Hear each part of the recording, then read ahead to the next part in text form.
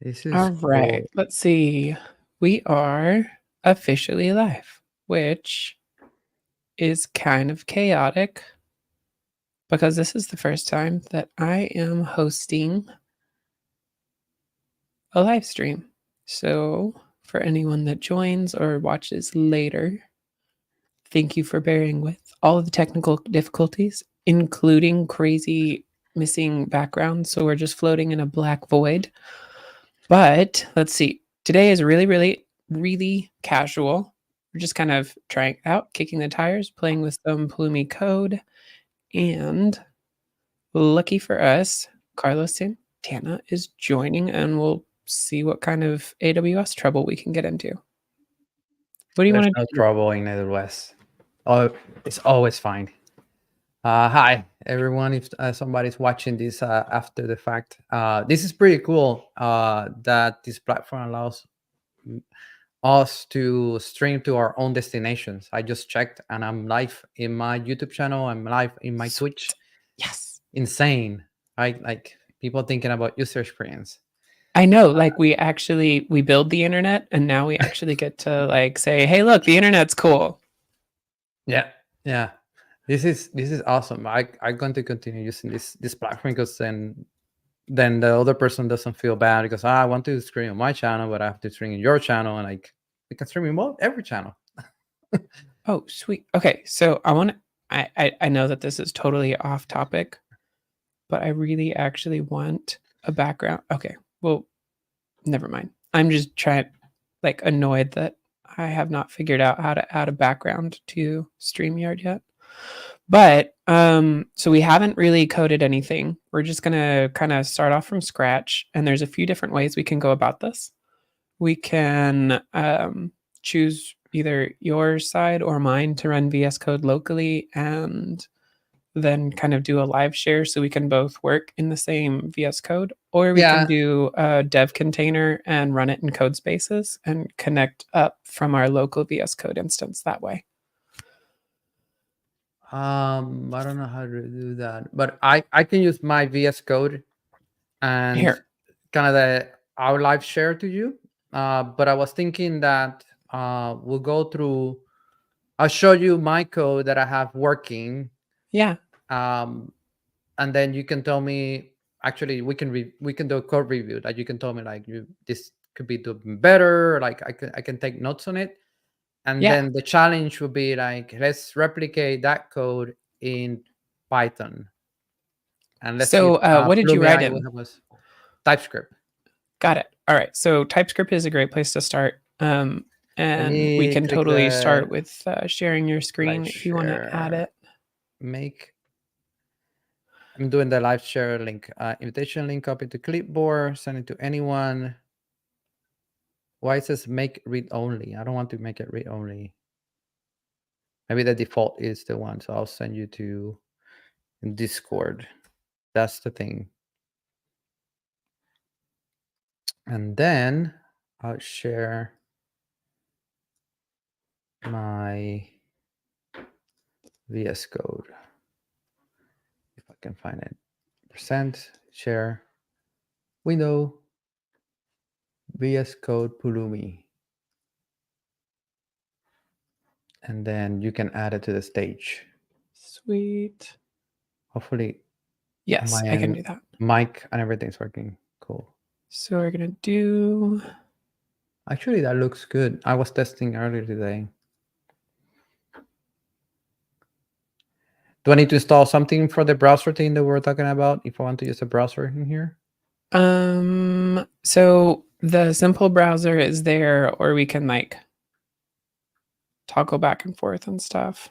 I need to figure out how to change scenes. Let me see how it's actually.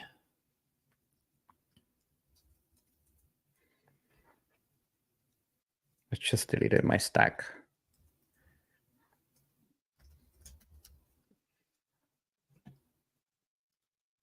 Sweet. Okay, cool. Mute that tab. Do you want me to change something or what? No, it's working. I just threw up You're connected to my thing? Twitch stream on another monitor so I could make sure it was actually playing publicly the way I think it is. And we're looking good. Mine, and I'm checking mine. Yeah. Sweet. And nobody's watching. We're good. We're safe. We're safe. Nobody knows when we're messing up. Yes. Okay. You're connected to my VS Code? Yes, I can see it. I should see one person log in or no? Is the icon at the bottom? Well, it says shared. Does it say like when you join? Let me see. Oh, are you doing the live? Yeah, this is live share, right? I send you the link on Discord. Yep, I'm in. Also, you let me see if I can see the code. I cannot see the code. So what am I even connected to? Just like. You should open your local VS Code and be like mine. Yeah, it opened in browser actually. But I'm not seeing any like files or anything like that in the file explorer. Ooh, now it's wanting me to log in. There we go. I bet that's what we needed to do. Yep. Let it sign in. So this is a repo I'm joining. There we go. Now it's joining. Just for people to, if they're watching, like what are we trying to do? This is an overview. You see it? Mm-hmm. Yep. Yep.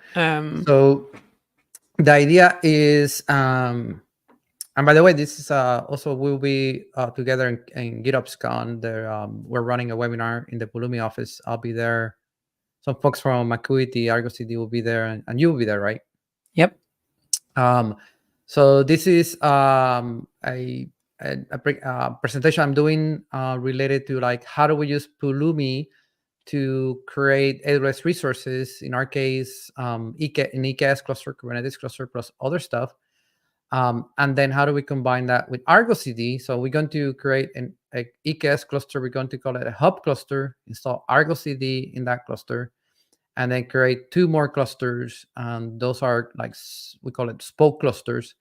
And one will be dev and another one will be production. And we'll deploy both an add-on. We call an add-on like something that like a platform team is vending clusters and they install certain Helm charts or add-ons like the CSI driver or CNI driver or a load balancer controller. In this example, we do something more simple like a Velero. We're going to install Velero on each cluster to do backups, and then we'll do an app. Cool. So with that, but the thing is, this is using the GitOps bridge pattern, which we have it with other infrastructure as codes, and basically is helping end users to migrate from deploying Helm charts through infrastructure as code as much as possible, if it makes sense, and move them to ArgoCD. So with that, I think that's how far I got. I'm going to show you our TypeScript. I did this with the other person that is presenting with us, Blake. So he'll be there also in GitOps Con. So if you're there, yeah, then our session. So we'll start with the Pulumi folder. So in the Pulumi folder, we have, and again, I installed Pulumi this week. I have like 3 days using Pulumi. So correct me anytime that I say something wrong or something dumb or something that could be better. But basically, we have a folder called Pulumi, and the user needs to install the Pulumi CLI. Let me see, I have to put it here. Get a Pulumi account, which is free. And then since we're using TypeScript, install Node.js. So simple. Yep. That sounds very simple. That's completely valid. What I've been doing almost exclusively myself is using the Pulumi dev container because it meets all of those needs.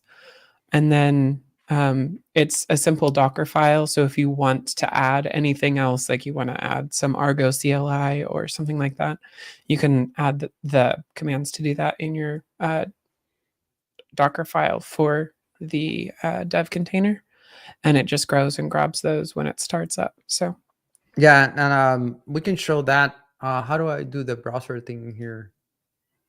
If you want to show it, we can show the repo with the dev. I was looking at it today, but I yeah, was planning to add it to here. So you just said we Docker can do image. that if you want to. Yeah, we can do that. Cool. All right, let me see about doing this then. Or let's do it. Let's do it at the end because I might need Sure. more. Like I don't know if I have GitHub Spaces. I use DevBot. I don't have DevBot. Maybe we'll do it in the next one once I have all my tooling here. We can be a little bit more prepared for the next one. This was just kind of super impromptu because we were chatting today and I was just like, hey, do we want to jump on a live stream? I was like, yeah, well, let's do it.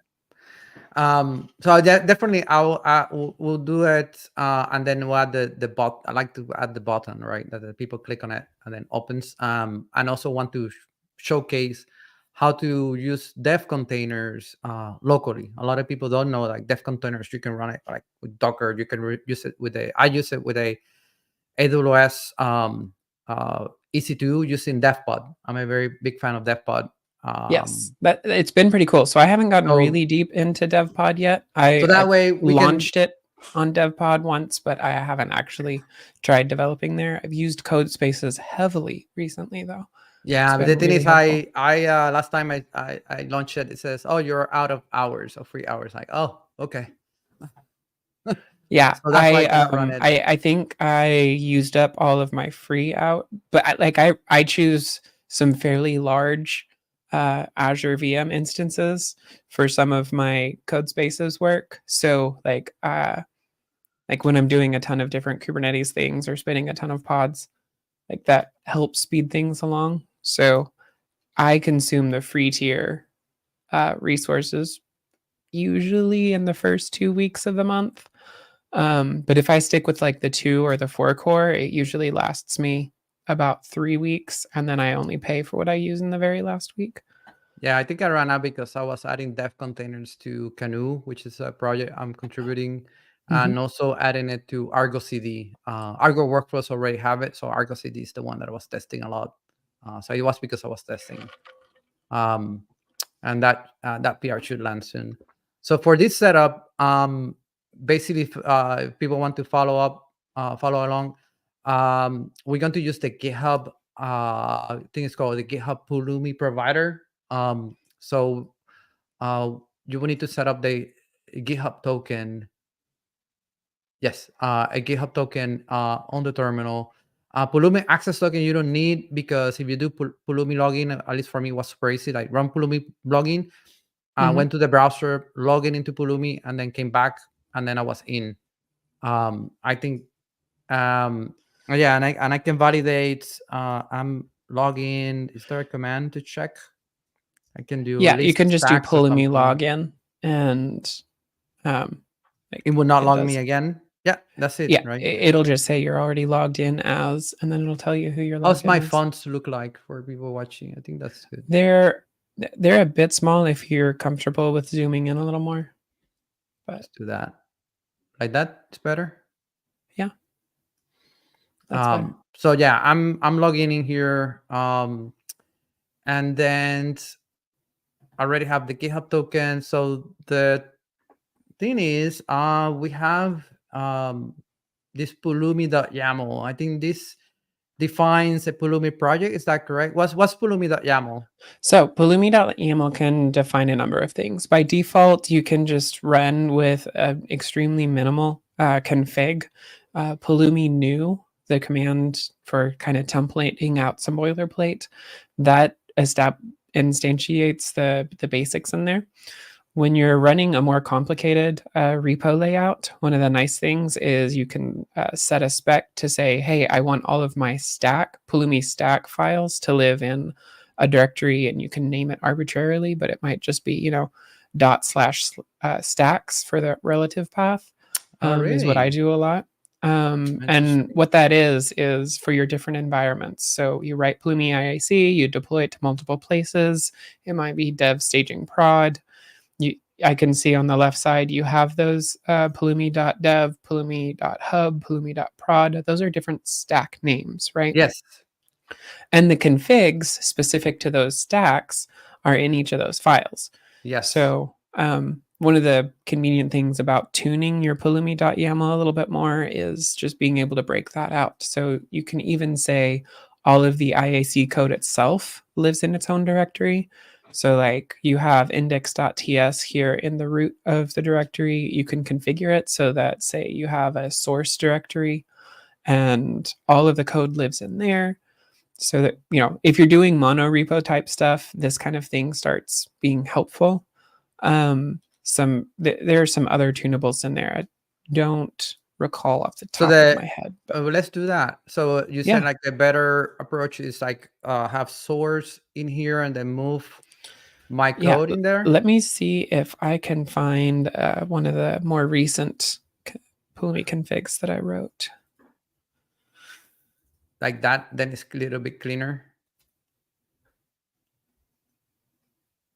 Yeah, I'm hunting one down real quick. Give me an error. What? Yes. Okay. So that is. It should not update this, right? Because is that correct? Source.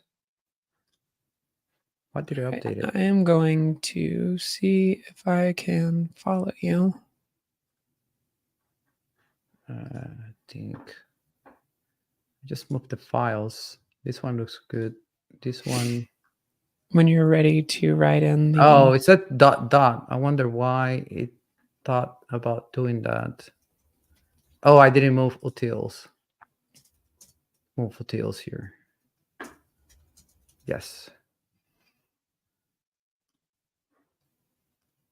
This is smart. Cool. Utils process. That.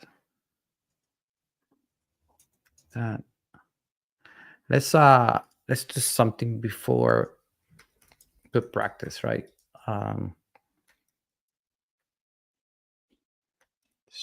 Create a fork. Everything we do, we can put it in a branch, and then I can do a PR. Yeah, if you want to make sure we're practicing safe GitOps practices and Git practices, that's probably a good call. So I can move this one because I needed this one in here. And then you said to have, so I'll be running Pulumi from this folder, and then I put the stacks in the same folder, you said? Create a stack folder? So we can do stacks in a different folder. So let me jump into, do you want to open up the pulumi.yaml file real quick? Yeah. And what I'll do here is I'm going to type this. I think, okay. So, and that just tells us that our stack configs all go like, you can be explicit and do the relative paths there. But another thing we can do is, so you can see like the runtime informs Pulumi, what language we're using, things like that. And I can see you have some flags for running Node.js. Yeah, because we figure out how to do a weight in the top level context, top global weights. Yes. So we have to configure it in a instead of common.js, next.js. Next.js. Now we're gonna do, where is source? Nope.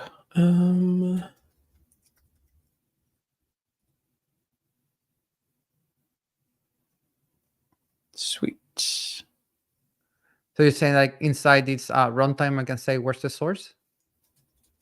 Yeah, we can go like this to say like it's in a Pulumi directory or a source directory. Yes. And that is, so actually, if we want to, what I can do.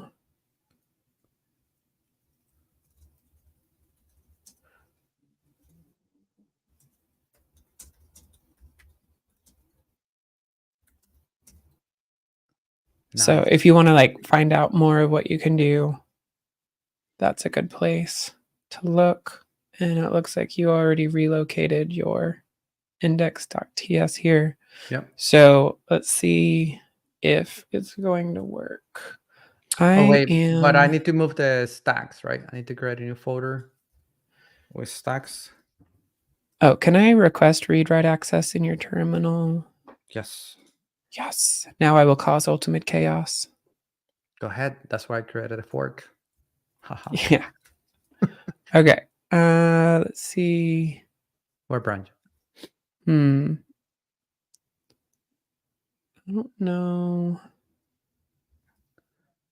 if me typing in terminal shows up on your side. Oh, it does. It just takes a minute. Got it. Yep. Oh, you are inside a full folder. I was going to create Pulumi new to see what it creates, but yeah, you can go back. Oh, okay. Yep. Now I see. So this is the root. Sweet. Okay. So we have set stacks to be in the stacks directory. So let's move those.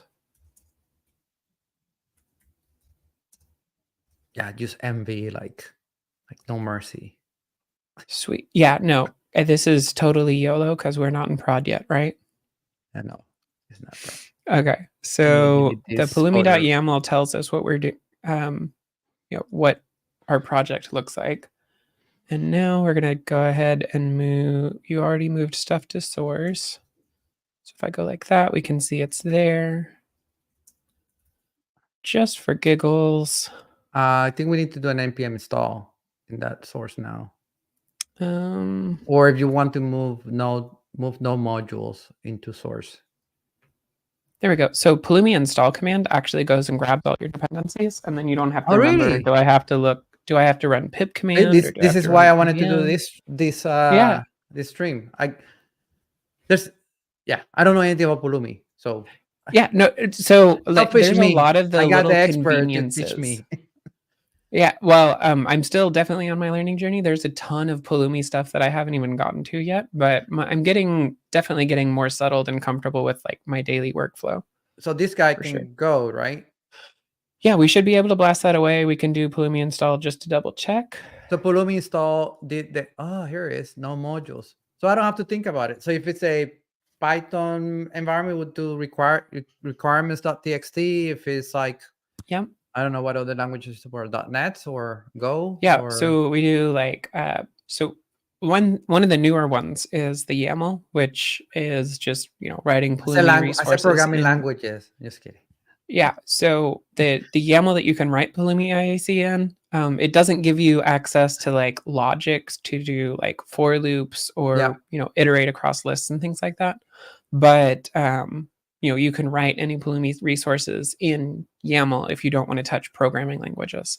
If it's something declarative, right? Like you don't need logic or like you said, like off or if and things like that. Yeah, exactly. So if you're doing a fairly simple stack and you're just like, I can run this without the complexities of a programming language, that can save you some of the headache of that learning curve if you're not already comfortable in a language. But if it's Python or Golang or TypeScript, Java, we do C#, .NET. I mean, there's a pretty good spread there, right? And you can write your IaC in any of those languages. One of the things I like about writing in the YAML is if I write Pulumi IaC, say a boilerplate in YAML, I can Pulumi convert, because Pulumi convert is a command that you can run to take YAML Pulumi and output it as any of our other supported languages. So yeah, I think I want to experiment with that, at least with one cluster. But going back to this one, do I need to move the TS config inside the source? You know what? That would probably belong there, yes. But I'm not a TypeScript expert other than just using it in writing Pulumi programs. Yeah, I think it should be at the same level, the package.json, I would think. Okay. So let's see.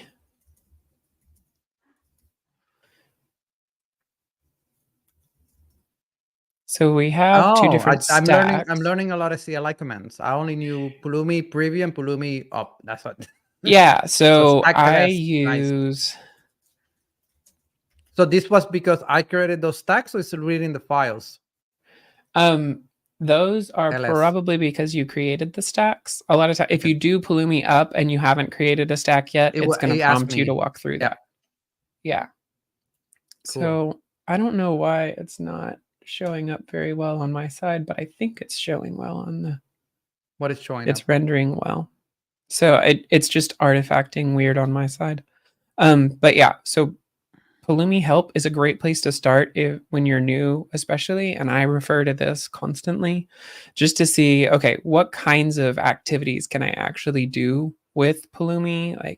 And there's some things like the plugin commands that are more developer minded. So if you're actually developing the provider for AWS or something like that, these can help a lot. Or if you have a custom provider that you've forked and you're using in-house with some unique code, you can use plugins. The piece that actually bridges the Pulumi CLI and the say AWS API, that plugin that lives in between is what tells Pulumi how to convert the IaC resources you write into API calls. And that's a provider or a plugin you mentioned. The provider plugin itself, yeah. And we could probably do a little bit more consistent naming here because we have like plugin commands, but the plugin is the provider itself. So we could do plugin command. This piece. I see. Yeah. Okay.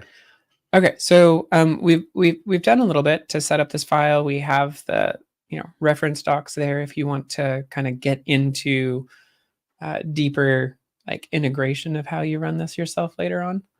So but go I ahead. feel like that's good. Let's deploy because deploy takes about like 7 minutes. Okay. So go ahead and deploy the Pulumi hub stack.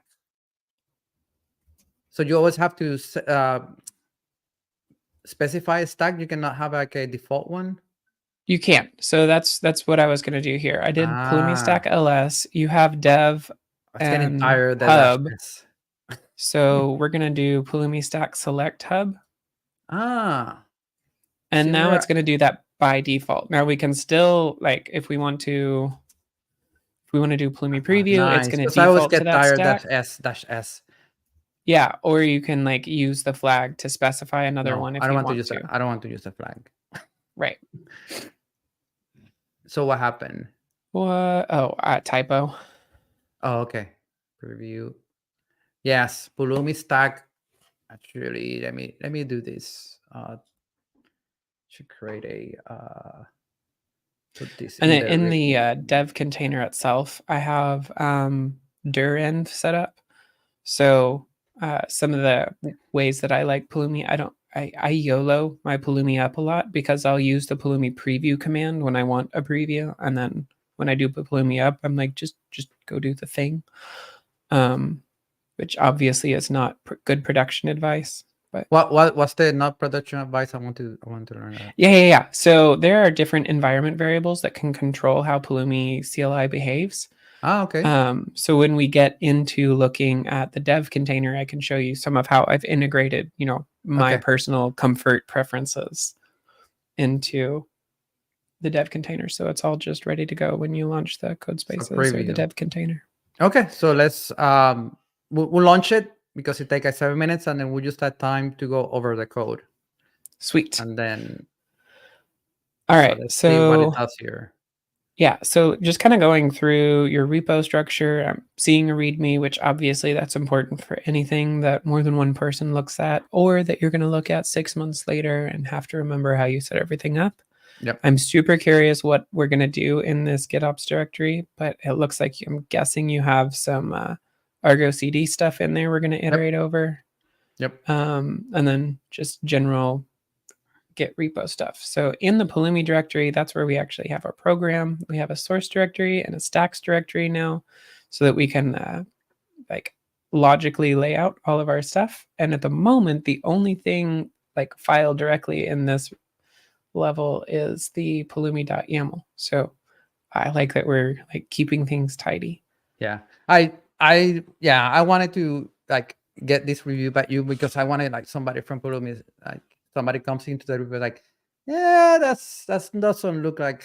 I'm very OCD, so for other things that it's not Pulumi, I'm very, I got really, yeah. Well, we have lots of like tutorials and stuff on how to make things with Pulumi, and so far we're a little bit light on the like how do I get comfortable just with my developer environment for Pulumi, and I am looking forward to not as a creating some more of those. Pythonista, but like Pulumista. Yeah, there you go. Let's see. We have a platypus as our mascot. Okay.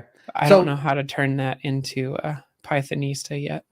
So this is for folks that are wondering what's happening here. This stack basically does, I think, 3 basic things. It creates a VPC, which is, I was thinking of making an option of like deploy an EKS cluster to an existing VPC or go ahead and create the VPC. If you're just like trying this out, right? You might just create the VPC because you need one. But if you're like creating, planning to do a demo of an IDP, I'll create a VPC and then people just use Backstage, something like Backstage to click like, give me an EKS cluster and it will deploy to an existing one, which usually is the case for a lot of end users in the enterprise, that one team called the network team or something like that creates any VPC and it shares a subnet to this other team, and this other team might be the platform team that in charge of creating EKS clusters, and they use the subnet, so they don't even get the chance to create subnets. Right. So that's the first thing, which is optional, and then create an EKS cluster, which is that's the part. It's created in a NAT gateway, create an EKS cluster, and then what? Let me see what else we do. So create a VPC, create an EKS cluster. I'm just giving you the high level before dipping into the code. So create a VPC, create an EKS cluster in there, and then we're going to create a YAML file, a Kubernetes YAML file that we call it the GitOps bridge. I don't know what to call it. The GitOps bridge cluster definition or the ArgoCD cluster definition. Actually, it's the Argo. So this is how Argo knows about clusters. You have to register with a YAML file, and that YAML file says where is that cluster located. So it could be itself, or it could be a remote cluster. In that file, using the GitOps bridge kind of like methodology or pattern that we're using, or call it hack or workaround, in the annotations, we are putting certain strings that it will teach ArgoCD or tell ArgoCD, hey, when you deploy this Helm chart, you might need this information. So in our case, could be an AIM ARN, or it could be a bucket name, or it could be the region, or it could be the account ID, that metadata. And this is the reason why a lot of people just deploy the Helm chart from Pulumi or from the AIC, because I have the values. Yep. So one of the things that I'm super interested in doing with you on this project that we're probably going to, I'm guessing we're going to be working on a few different times, is being able to draw a line between like, okay, what am I going to accomplish with the Pulumi pieces, right? And then when do I actually decide whether or not to deploy something with Pulumi or deploy something with Argo? Because there's definitely overlap, and both tools have strengths in a lot of different like layers of your full tech stack. So I'm super excited to kind of get into more like experimenting of like, if I do this one thing with both different tools, which workflow actually gives me the outcome and the organizational flexibility that I need, right? Because I like this YAML file that you're talking about right now to inform Argo about the clusters that it can deploy to. I'm super excited to write that because Pulumi can pull the kubeconfig from, the IaC deployment and load that into Argo. We can use that and protect it as a Pulumi IaC secret to make sure that our secrets are staying safe the whole time. and then pass that on into Argo without ever having to like do any weird copy paste stuff or like put secrets in Git, because that's terrifying and stuff like that, right? So I'm super excited about just some of the questions that have been floating around in my head that we get to answer by actually putting our hands on keyboard and doing the work. And one of the other areas, so as a general meta answer or like point of view, at least my point of view, some people may share it, may not, is you can have the two tools that you said, and one tool may be the best one for certain task, another one is the best one for another task. You can use one tool for doing the two tasks. Like the two tools can deploy Helm charts, and let's say the Helm chart is just one of the tasks. But what I've seen so far as a point of view is matching the tool to the process and people. It might be the best tool, latency, security, efficiency, linting, testing, unit test, but it doesn't match the process, which is organization. Like this team is in different team, is responsible for it. Different teams has different responsibilities.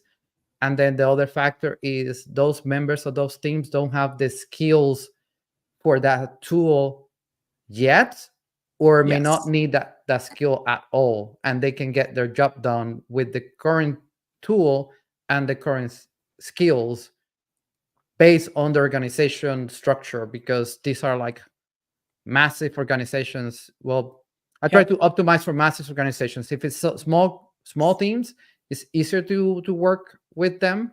If it's massive, you have organizations have like 1,000 developers. I must say engineers, right? Platform engineers or developers, 1,000, 5,000. So how do you put the tools that match the people and the skills? So one of the ways I like thinking about it is thinking in terms of, first off, you framed it as an organizational puzzle, thinking in terms of what actually meets the policy requirements and the structure of, bureaucracy in a business organization, because ultimately we're trying to achieve business outcomes, not technology outcomes.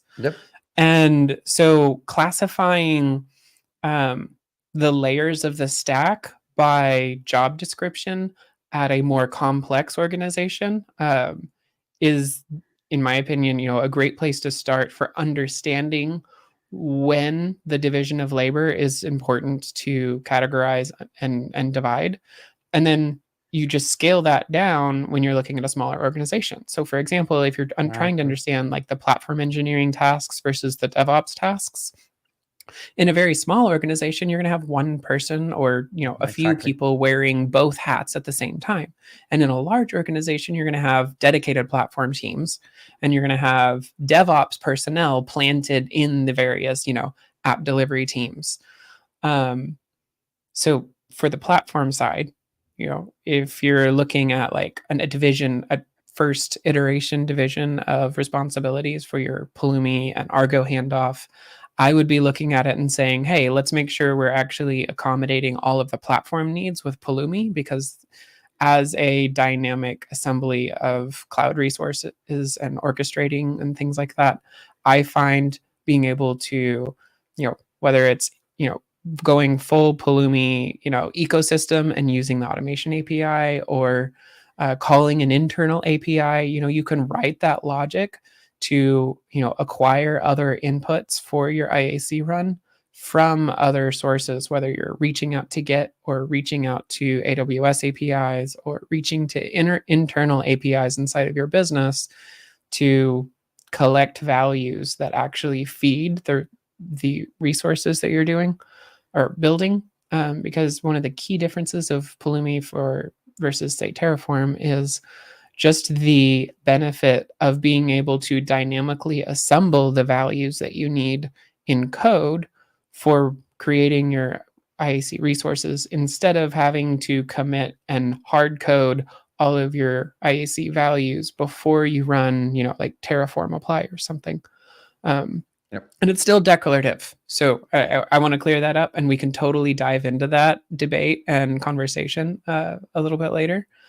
But that's where I like to see Pulumi, is taking over the platform engineering side of the house And then for DevOps, if ArgoCD is already in your organization, or your talent already understands ArgoCD, and that's a tool that's going to work for you, the first thing I'm going to do is celebrate that you're using GitOps practices, declarative IaC tools of the various varieties that you might be using in one organization. Like, first off, round of applause for everyone. Like, that's a big step. You're not doing imperative ops. I'm going to celebrate what you are doing. And then, I was going to say this, and this is a Kubernetes conversation. The infrastructure as code is larger than that, right? We have organizations like doing ECS and Lambda and buckets and thousands of AI roles and workspaces in Prometheus. Like, there's so much out there that the stuff inside the cluster is not. In some organizations, the small piece of configuration compared like the whole AWS resources that they use, right? Databases and RDS. So that so Pulumi, if you use Pulumi for one thing, then keep using it for everything, then it's consistent for the person using, like, for the human being using the tool. I don't want to have that many tools if I'm using context switching clusters, between right? tools is so exhausting. Actually, this is done, but let's go over the code, or maybe I can show what it created. If you want to actually grab the index.ts and just kind of walk us through what you put down in code, and then we can see where the conversation takes us. So, I will actually have a hard stop at the top of the hour though for today, but next time we can plan maybe a little bit longer if we want to just do active development for a while. Not a problem. So in this case, I'm just getting the account ID that I need that value for later. I will show it. I'm also grabbing the region. The region I need it in the Velero Helm chart to pass the region. So that's the reason I'm grabbing it here. Then config, what I understand is grabbing the configuration from the Pulumi YAML file, which is located. I think we're doing hub. So if I put we're doing hub. So this is the config that we're using right now. And you can either write the YAML manually with the templating engine or use Pulumi config set commands to actually set all of your values. Set. So I'm grabbing that config, and then I'm creating, like you said, like Pulumi being used to collect the values from infrastructure as code.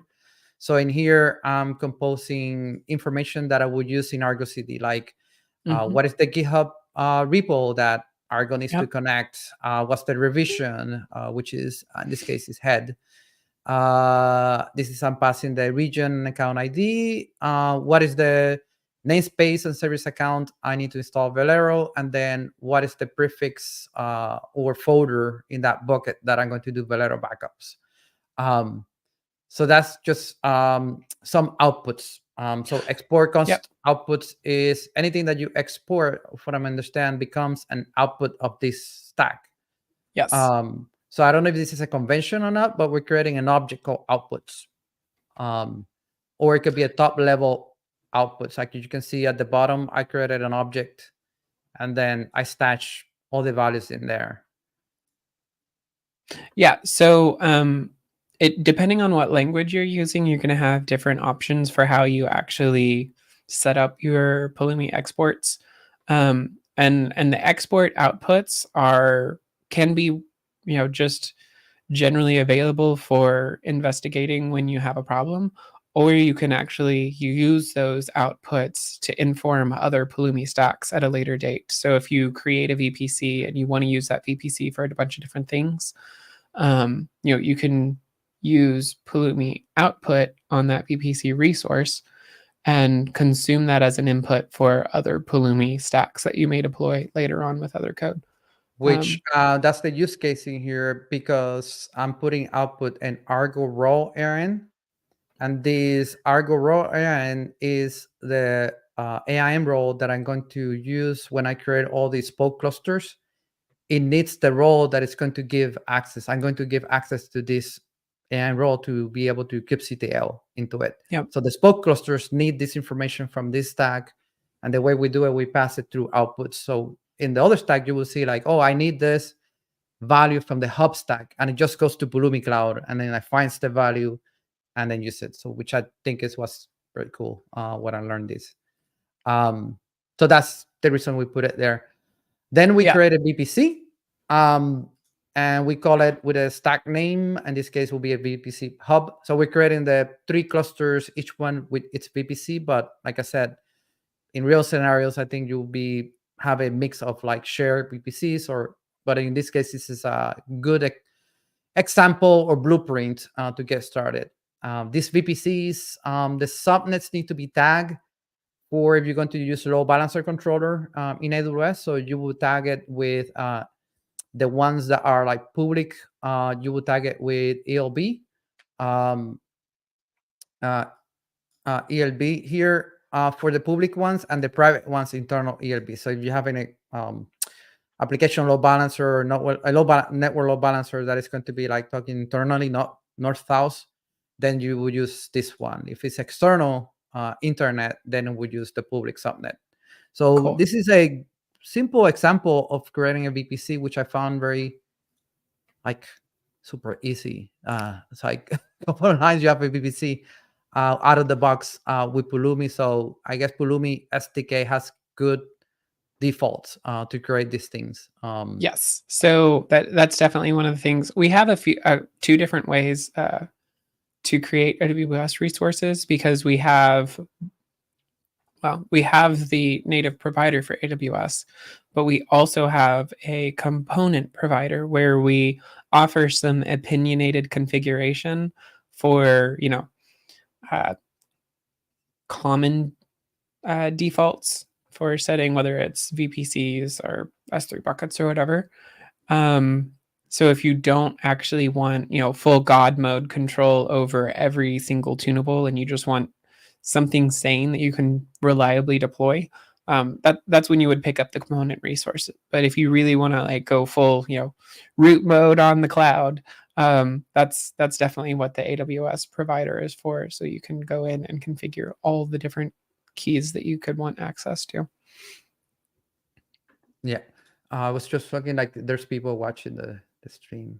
Cool. Oh yeah. Oh, if there's people watching, y'all should like drop a note in chat or tweet and say hi, because I know we're on a few different platforms right now.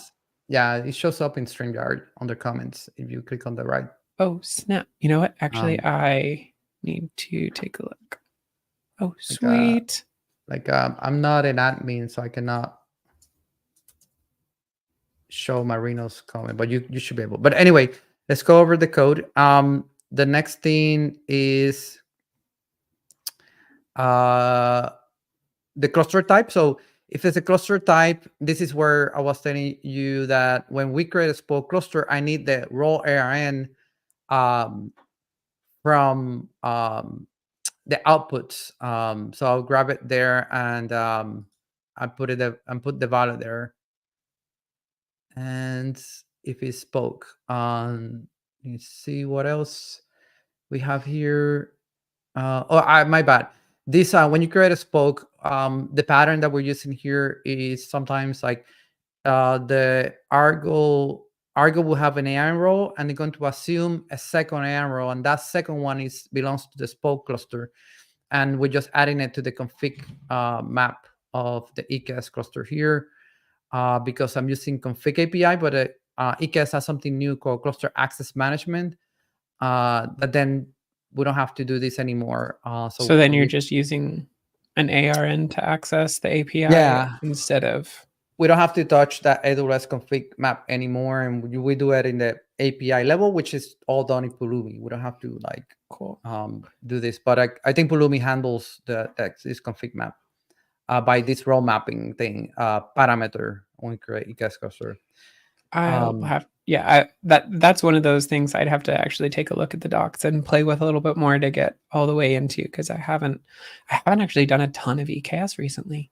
which is a new experience. Oh, we can do more streams like this, and I can Yeah. show you all the in and outs of EKS. For sure. And we can do it in Pulumi.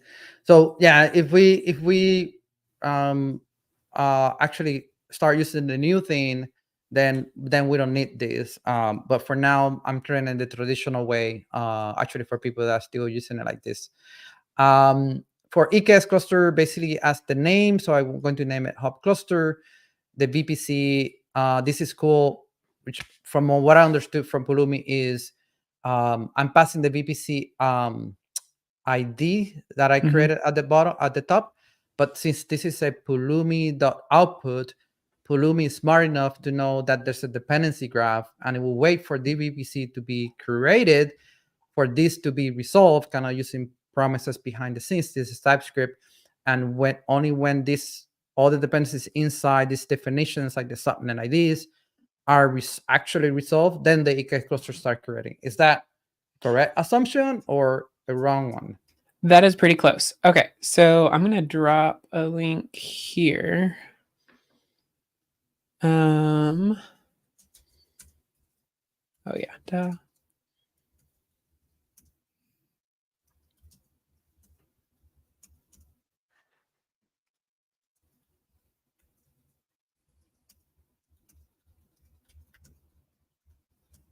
And for people watching live or post, let us know if this is type of like streams are useful for like just talking out loud, like one person learning, me and an expert cat on a tool that I just got working on it. But I'm a AWS SA specialist on EKS.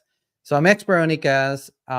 Also have good background Terraform, GitOps. But Pulumi is something that some end users have been asking me, and also your CEO, of like, how can we create EKS Blueprints best practices? So we can do this together between AWS and Pulumi. Yep, I like it. I think, it's a pretty big stack just getting to that initial EKS level, because of all the different components in AWS that you have to, set up and know and be confident in, your secure posture on configuration. So having blueprints that, Pulumi and AWS put together officially, I think is going to be really, really fun, and super proud of that work when we get to hand that off and say, hey, let's start using it. Yep. So, for me, it's like having different patterns. An example that is an user comes in and they want to use Pulumi and EKS. Like, here's a couple of starting points, like blueprints you can get started. So yeah, coming back. So let me actually explain the dependency resolution. So by default, default, to me. So go ahead. By default, when logic is obvious and can be coded in the provider itself, Pulumi will apply those, like fallback logic to understand what to create first. But in the event that you have a collision or kind of a race condition where you're like, I need the VPC, I need the EKS cluster, and it's not sanely provisioning one before provisioning the other, you can, I dropped the docs link for depends on. You can supply a resource option. So it would look something like, I'm trying to remember how to write it in TypeScript right this second. I think it would be something like, do we have? We don't. That's too bad. Okay. So we can put this. Where'd we go? Where'd we go? No. Okay. I don't know. Let me put I was going to change something, and then hopefully I didn't break anything. But yeah, we can manually set Pulumi options on a resource to say, hey, this depends on this other resource, which we end up doing a lot of with Kubernetes resources.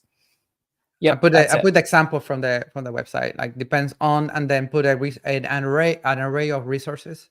Exactly. So yes. yeah, so this is looks similar to other infrastructure as code, how they handle it on putting on depends on, and this on depends on, just as a sidetrack. I think we have a lot of sidetrack comments. Is this depends on, we're looking in ArgoCD. There's a proposal and a pull request on the fly, like on putting dependencies like ArgoCD has something called sync waves. But there's a new proposal of creating kind of like a dependency graph that you don't need to know the numbers or anything. You say like, this application, ArgoCD application, depends on this other one. So you don't have to like hard code the numbers of like 1 and 2 and 3 and 4.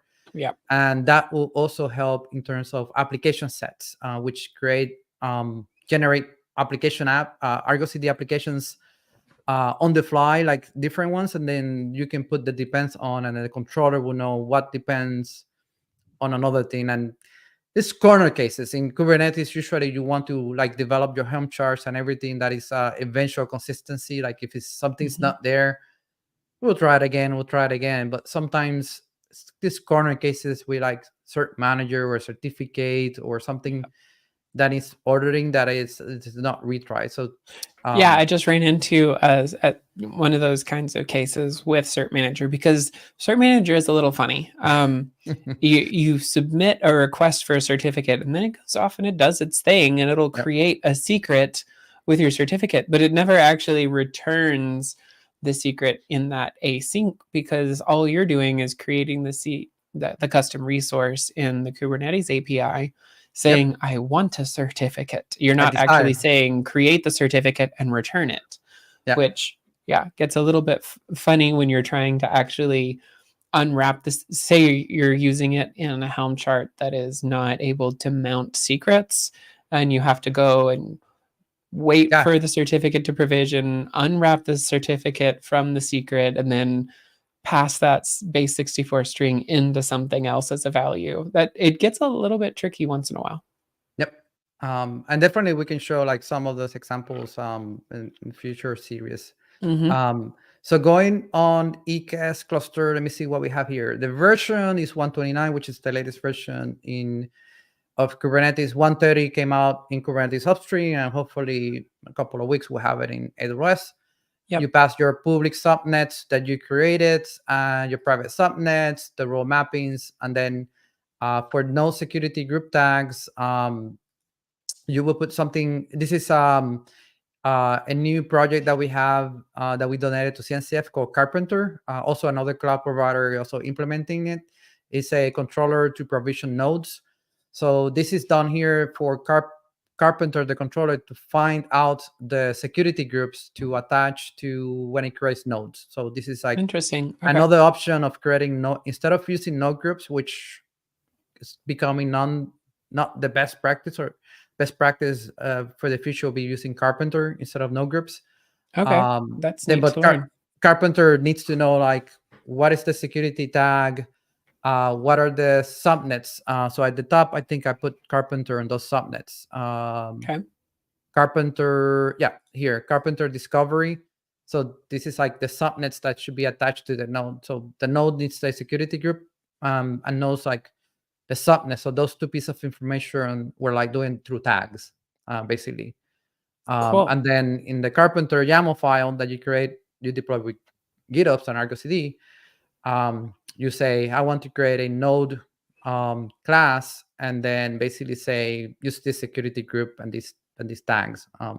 Anyway, we can do another session on that also if you want to learn more on Carpenter. Yeah, I do. So like I know that you're way further along in like the deeper knowledge of how to build a complete end-to-end GitOps stack, and kind of using this as a basis to explore some of those newer technologies in the GitOps world is going to be really fun for me, especially since we're coming out of it with infrastructure as code that we will get to use as kind of a baseline for going and doing a ton of other projects.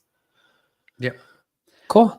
We are at the top of the hour, and I know we didn't even get through all of the code that you have written just in index.ts. And I know that you broke out into like the iam.ts file, and I want to do some things to kind of enhance the code repo layout itself, just to implement some kind of software developer best practices for IaC.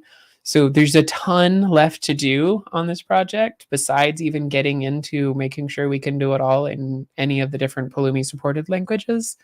So as a beginning, this was super great. Thank you for like suggesting we do Teaser. this today. It's like a teaser, right? If we do continue. Yeah, doing it really is. Okay, Cool. so for right. folks that joined, yeah, keep an eye when we post the next one. We'll schedule it soon, and we'll hack on this code. Thank you It'll for be joining a us. blast. Thanks for writing all this and getting started. Yeah, I started this week. So Do you want to drop the GitHub link? Is there one? Is this public, or do we need to go and kind of drop that on the next episode once we have a good GitHub home for it? yeah, we'll drop it in the next episode. Sounds good. Still cleaning up, and we'll put it under the GitOps Bridge organization. And most of this code was started by my colleague that we're going to be doing the talk as an end user using Pulumi in production. Like, that'll be good. Okay, we'll cool. see you. Well, thanks everybody. Peace. On the next one. Bye. Stop here.